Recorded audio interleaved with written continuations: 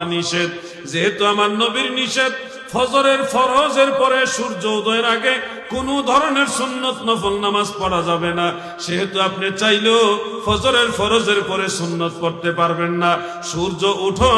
সূর্য উঠার পরে আপনি সুন্নত আদায় করবে। এবার বিষয়টা ক্লিয়ার হয়েছে? আমরা নবীজির কথা মানি, এই জন্যই আমরা যেভাবে মন চাই ওইভাবে চলতে পারি না।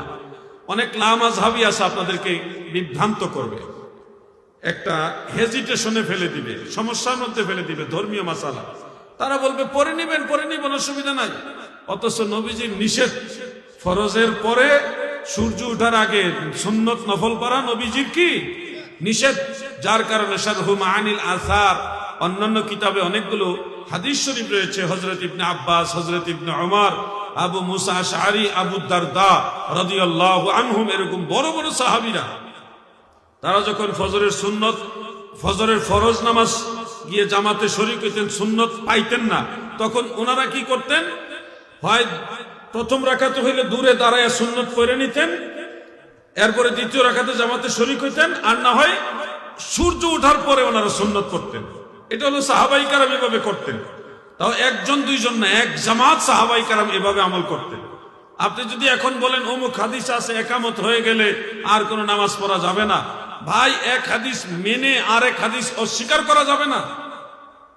ফজরের সুন্নত আর অন্য নামাজের সুন্নত এক না। অন্য নামাজের সুন্নতের চেয়ে ফজরের সুন্নতের গুরুত্ব অনেক বেশি। এই জন্যই তো সাহাবাই কারাম এটার গুরুত্ব দিতে গিয়ে জামাত শুরু হয়ে গেছে, তা সত্ত্বেও ওনারা দূরে দাঁড়িয়ে দুই রাকাত সুন্নত পড়া তারপরে দ্বিতীয় রাকাতে জামাতে শরীক হইতেন। এখন যদি বলেন না আমরা ভুল করি, ফজরের জামাত শুরু হয়ে গেলে সুন্নত পড়াটা ভুল, তাহলে আপনার এই কথা তো সাহাবাই কারামও ভুল করছে, এটা প্রমাণ হয়। নাউজুবিল্লাহ। সাহাবাই কারামের কর্ম আমাদের ধর্ম। আমার নবীজি বলেছেন মা আনা আলাইহি ওয়া আসহাবি, যারা নবীজিকে এবং সাহাবীদেরকে অনুসরণ করে তারা জান্নাতি। সুবহানাল্লাহ বলেন। আর আপনারা যদি বলেন সাহাবারা ভুল করছে বা আমরা ভুল করছি সাহাবীদের অনুসরণ করার কারণে, তাহলে তো আপনি সাহাবীদেরকে ভুল পথের পথিক বানাইলেন। আপনি নিজে ঠিক বানাইতে যায়, নিজেকে হক বানাইতে যায় সাহাবীদেরকে গুমরা বানাচ্ছেন। নাউজুবিল্লাহ। এই ধরনের দৃষ্টিভঙ্গি যদি থাকে তাহলে জান্নাত নসিব হবে না। আল্লাহ তাআলা তাদের ফিতনা থেকে আমাদের হেফাজত করুক, বলেন আমিন। মহব্বতে বলেন আমিন। এই মাসআলাগুলি হলো প্রাত্যহিক জীবনে প্রয়োজনীয় মাসআলা।